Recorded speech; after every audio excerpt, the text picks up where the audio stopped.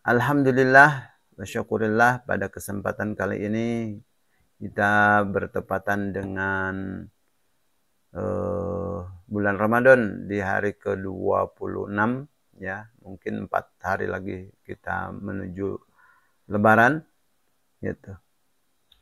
Dan sebelum saya lanjut ke kisah berikutnya, saya akan minta maaf dulu atas apa yang saya katakan. Takutnya ada kata-kata yang kurang berkenan di hati Anda semua. Mohon maaf sebesar-besarnya karena saya hanya menyampaikan atau ingin menyampaikan sebuah kisah gitu tentang itikaf tentunya. Dan juga sebelumnya saya minta dukungannya untuk mendukung channel ini supaya lebih maju lagi dengan cara klik subscribe, and share gitu ya. Oke, lanjut. Pada kesempatan pagi hari ini saya akan menjelaskan tentang itikaf ya. Itikaf adalah satu aktivitas yang dicontohkan oleh Rasulullah SAW dan para sahabatnya di bulan Ramadan, terutama di 10 hari terakhir di bulan Ramadan nih. Bagaimana kisahnya? Ya. Yuk kita simak bersama. Itikaf. Ya. Sekarang kan masih ada ya, masih ada kemarin malam tadi 26. Ya, sekarang 27. Nah, ini terakhir yang 27 ini malam ganjil ya. Banyak ulama yang mengatakan bahwa Lailatul Qadar itu di tanggal-tanggal ganjil gitu turunnya gitu. Mudah-mudahan kemarin waktu tanggal 25 itu pas malam Jumat itu bagus ya, mudah-mudahan. Dan kalau memang yang belum juga misalkan nanti tanggal 27 malam ini gitu ya misalkan. Nah itu. Nah kita lanjut teman-teman.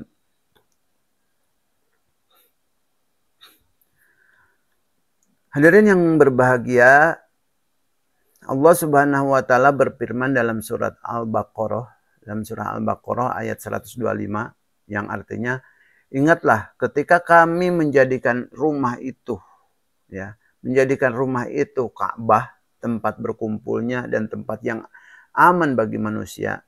Ingatlah ketika aku katakan, jadikanlah sebagian makam Ibrahim sebagai tempat salat. Ingatlah ketika kami mewasiatkan kepada Ibrahim dan Ismail, bersihkanlah rumahku untuk orang-orang yang bertawaf, yang itikaf, serta yang ruku dan yang sujud, salat gitunya. Quran surat Al-Baqarah ayat 125. Nah, jadi waktu mendirikan, Allah Subhanahu wa taala berfirman itu waktu mendirikan Ka'bah itu ya, tempat berkumpul, tempat yang aman buat manusia itu adalah tempatnya Ka'bah gitu ya. Tempat Ka'bah itu ya. Nah, dalam pengertian syariat, itikaf berarti terdiam di masjid, berdiam diri di masjid ya, sebagai ibadah yang disunahkan untuk dikerjakan setiap waktu dan diutamakan pada bulan suci Ramadan dan lebih dikhususkan pada 10 hari terakhir untuk mengharapkan Lailatul Qadar gitu. Dari Abu Hurairah radhiyallahu an, Nabi Muhammad sallallahu alaihi wasallam bersabda, siapa yang berpuasa di bulan Ramadan dengan penuh iman dan ihtisab, imanan wa ihtisaban, mengharap ridho Allah, maka akan diampuni dosa-dosanya yang telah lalu. Dan siapa yang qiyamul lail di malam Lailatul Qadar dengan penuh iman dan ihtisab, maka akan diampuni dosa-dosanya yang telah lalu. Hadis riwayat Bukhari Muslim. Gitu. Jadi siapa orang yang beriktikaf di dalam masjid di malam di 10 terakhir bulan Ramadan, maka insya Allah bakal diampuni dosa-dosanya gitu. Nah, makanya buatlah kesempatan kita teman-teman hadirin sekalian, mumpung masih diberikan kesehatan, mumpung masih diberikan umur yang barokah gitu ya, kita syukuri dengan melaksanakan apa? Melaksanakan perintahnya dan menjauhi larangannya itu. Itu merupakan yaitu sholat gitu ya, lebih utama sholat. Dan kita i'tikaf di dalam masjid apalagi 10 hari sebelum lebaran ini gitu.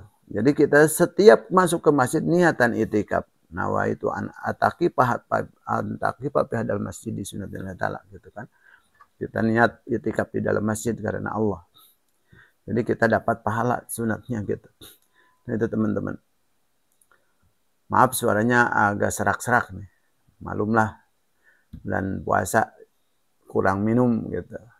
Minumnya sih ya. Kalau malam minum terus wah kenyang.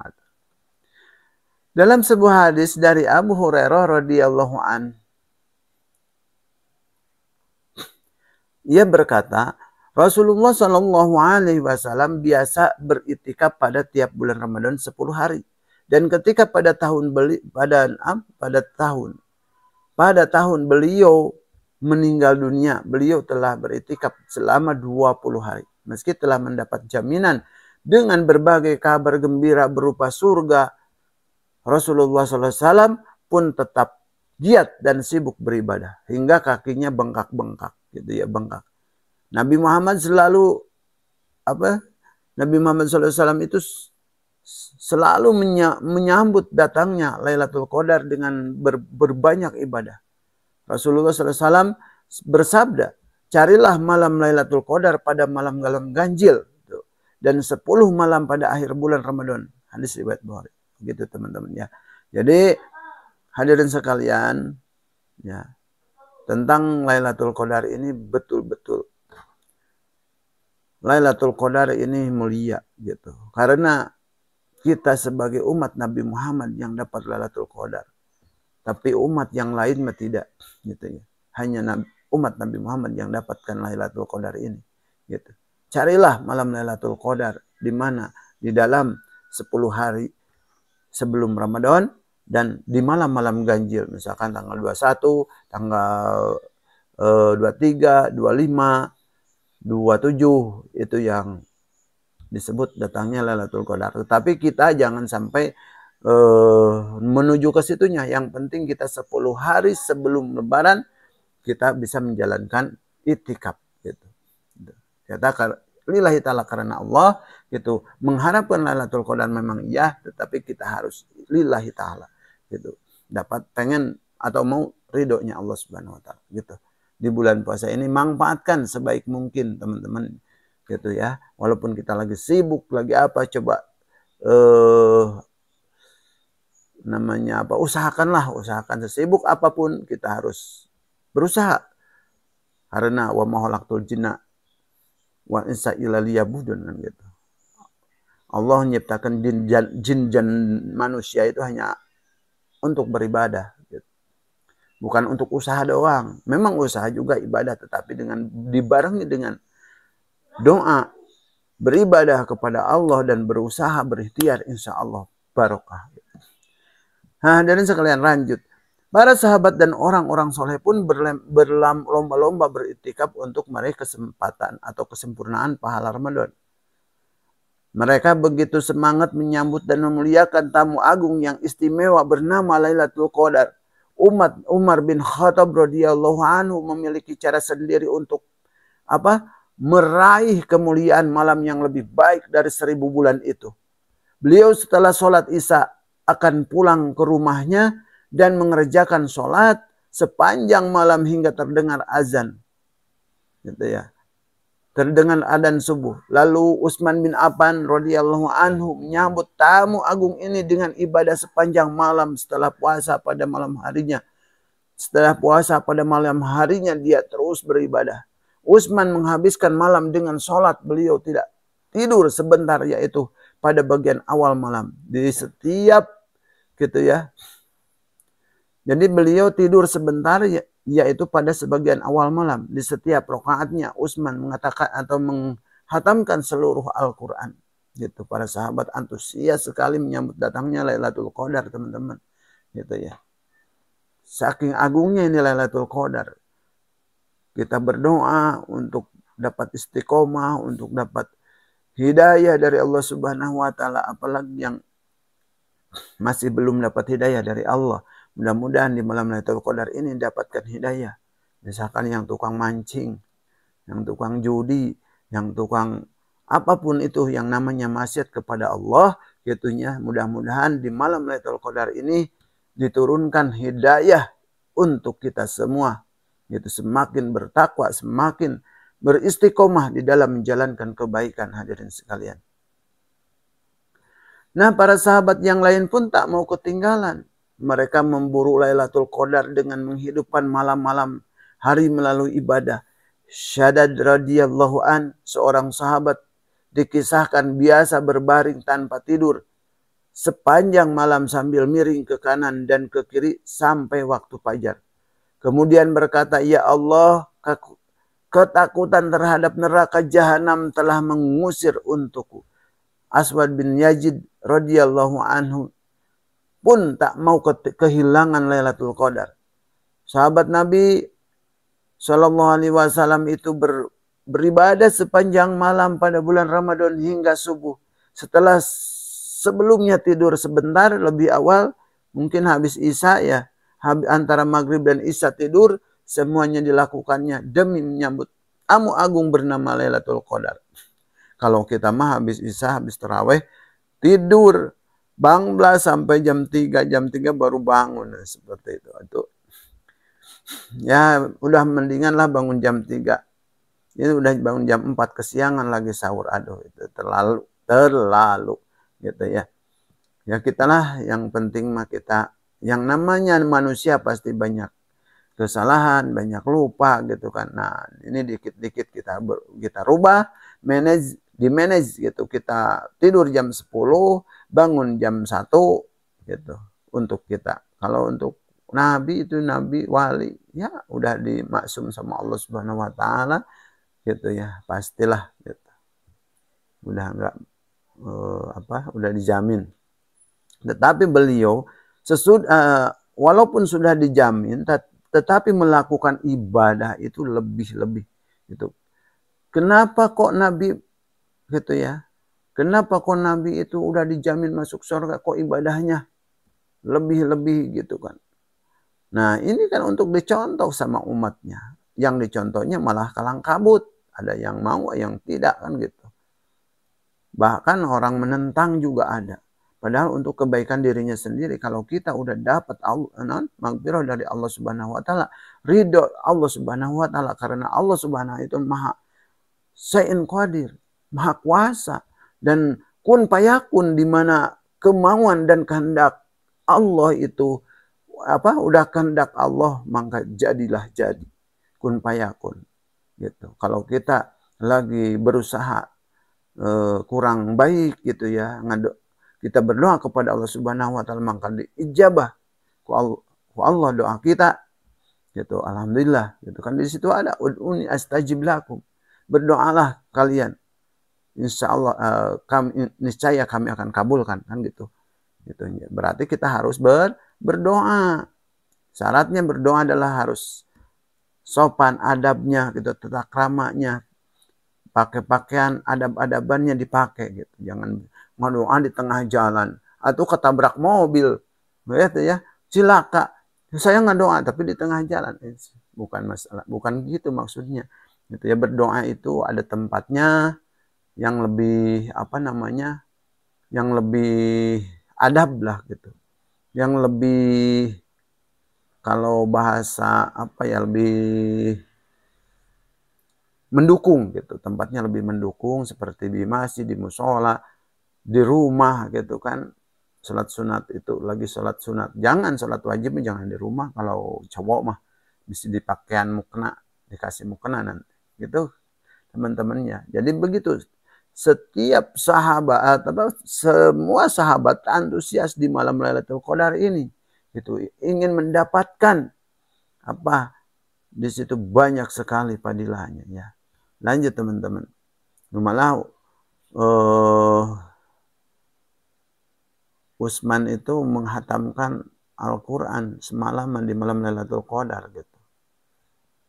Nah, Imam Abu Hanifah terkenal karena selama 40 tahun melakukan sholat isya dan sholat fajar dengan wudhu yang sama tanpa batal wudhu.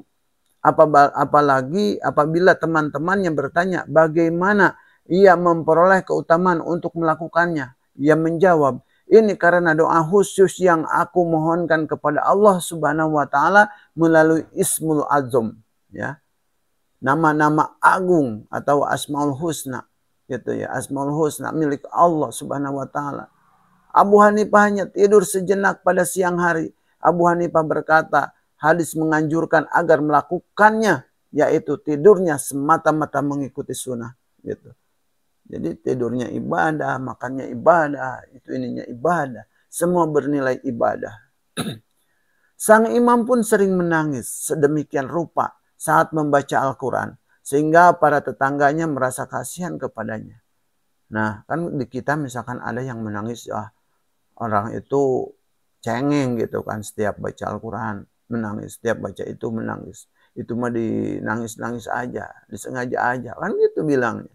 Tetapi orang yang telah hatinya bersih itu pasti setiap menemukan ayat Al-Quran yang mengajab, yang merujuk kepada azab kubur, pasti dia nangis. Yang merujuk kepada surga atau pahala, pasti dia senyum gitu. Karena tahu, karena baca Al-Qurannya dengan isinya gitu, dengan artinya. Kalau kita kan baca Al-Quran hanya cepet-cepet gitu ya. Wah, sampai alhamdulillahirrabbilalamin, dolin, amin. Apa tuh artinya gitu, seperti gitu. Saking ku pengen cepet gitu. Nah, hadirin sekalian, suatu ketika ia menangis sepanjang malam, si imam itu ya, sambil membaca Al-Quran. Surat Al-Qamar ayat 46 tentang dahsyatnya hari kiamat. Nah, ini.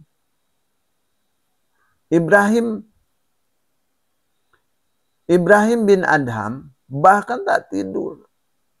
Sama sekali tidak pada bulan Ramadan itu. Baik pada siangnya ataupun malam harinya.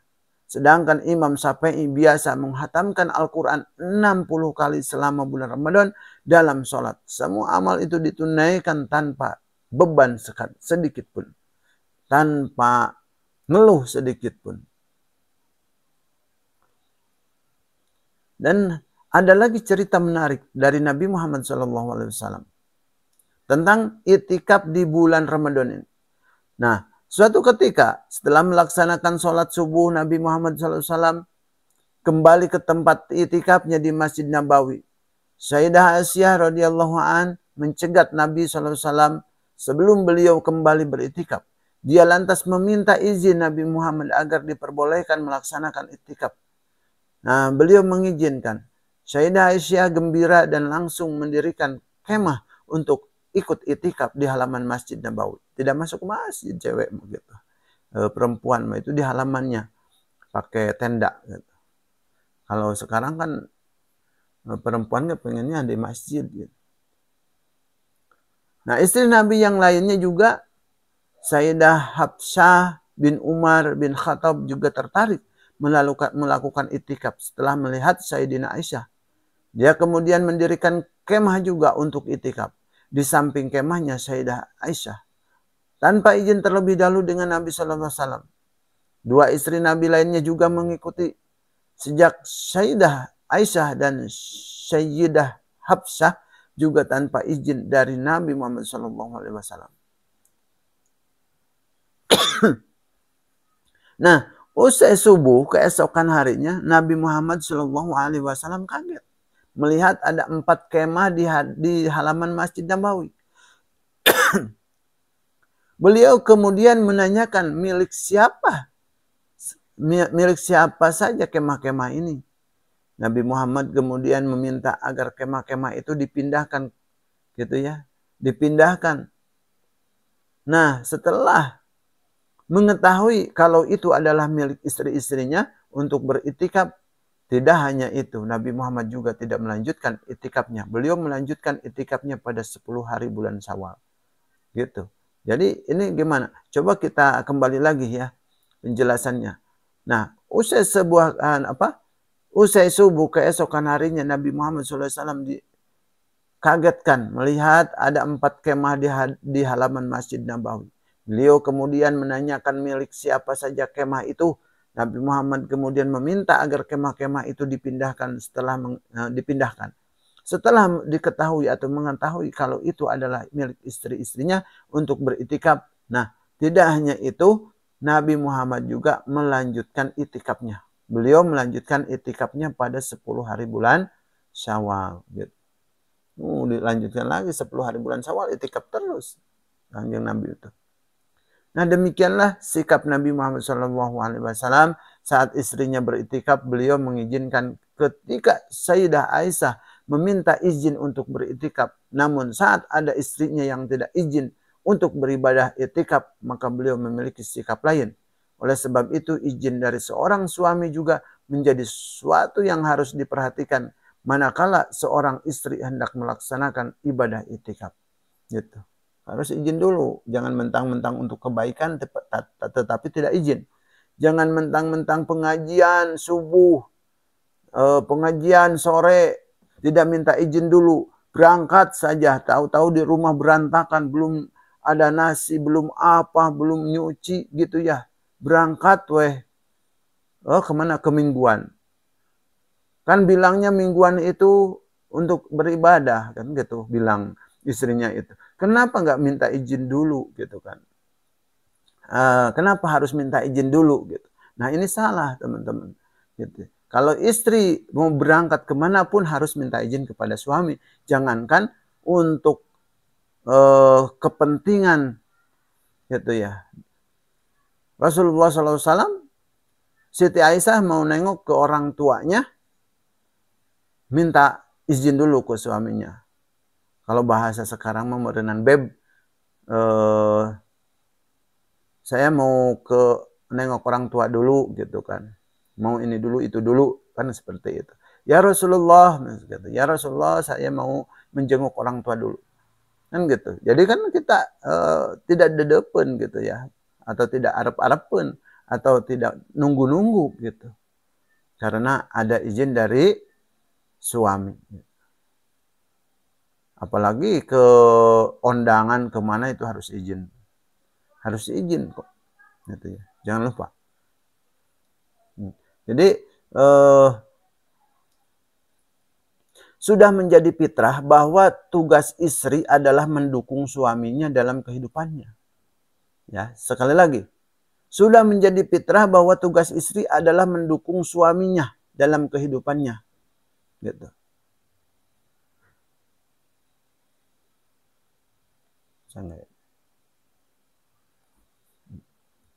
Sudah menjadi fitrah bahwa tugas istri adalah mendukung suaminya dalam kehidupannya. Lebih-lebih dalam memperjuangkan agama, mendukung suaminya dalam menuntut ilmu agama, mengamalkan ilmunya dan mendukung dalam dakwah.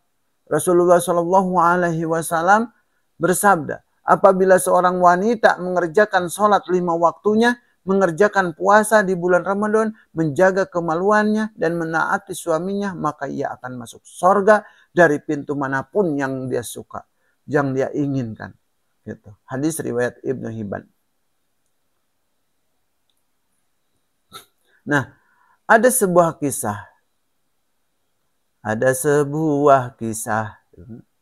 Dalam hadis Asma binti Yazid al-As'ariyah yang datang menemui Rasulullah SAW ketika itu beliau sedang duduk dalam majelis di antara para sahabatnya. Asma berkata, aku korbankan bapak dan ibuku demi dirimu ya Rasulullah.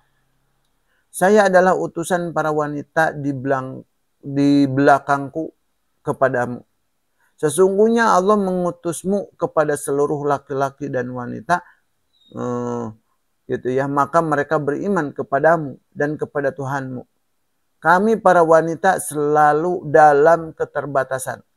Sebagai penjaga rumah, tempat menyalurkan hasrat dan mengandung anak-anak kalian. Sementara kalian kaum laki-laki, mengungguli kami dengan sholat Jumat, sholat berjamaah, menjenguk orang sakit, mengantar jenazah, berhaji setelah sebelumnya sudah berhaji, dan yang lebih utama dari itu adalah jihad fisabilillah. Jika salah seorang dari kalian pergi haji, ya, pergi haji dan atau umroh atau jihad, maka kamilah yang menjaga harta kalian, yang menenun pakaian kalian, yang mendidik anak-anak kalian. Bisakah kami menikmati pahala dan kebaikan ini sama seperti kalian? Nah, kata Asma tadi kepada Rasulullah Shallallahu Alaihi Wasallam, gitu ya. Maka Nabi Shallallahu Alaihi Wasallam memandang para sahabat dengan seluruh wajahnya. Kemudian beliau bersabda, apakah kalian pernah mendengar ucapan seorang wanita yang lebih baik pertanyaannya tentang urusan agamanya daripada wanita ini? Mereka menjawab, ya Rasulullah, kami tidak pernah menyangka ada wanita yang bisa bertanya seperti dia.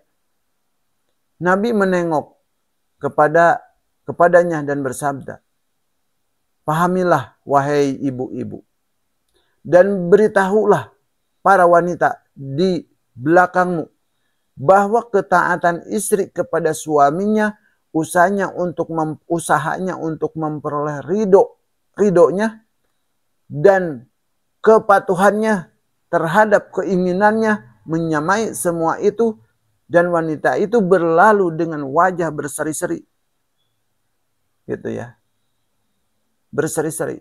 Usdul gafi ma'rifatis sahabah.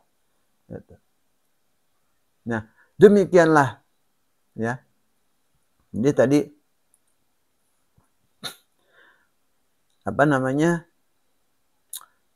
jadi kata Rasulullah SAW, mereka menjawab, ya Rasulullah, kami tidak pernah menyangka.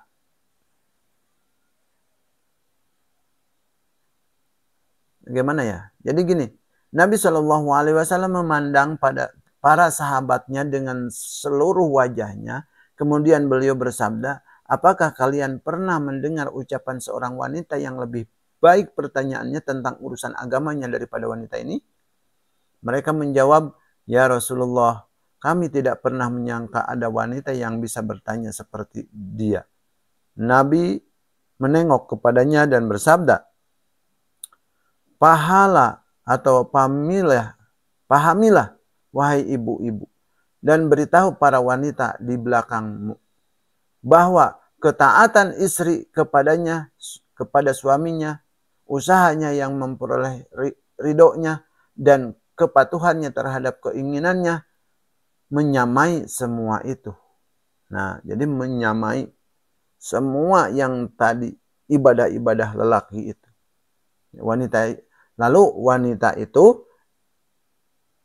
yang menanyakan itu keluar dengan wajahnya berseri-seri, itu maksudnya. Gitu ya.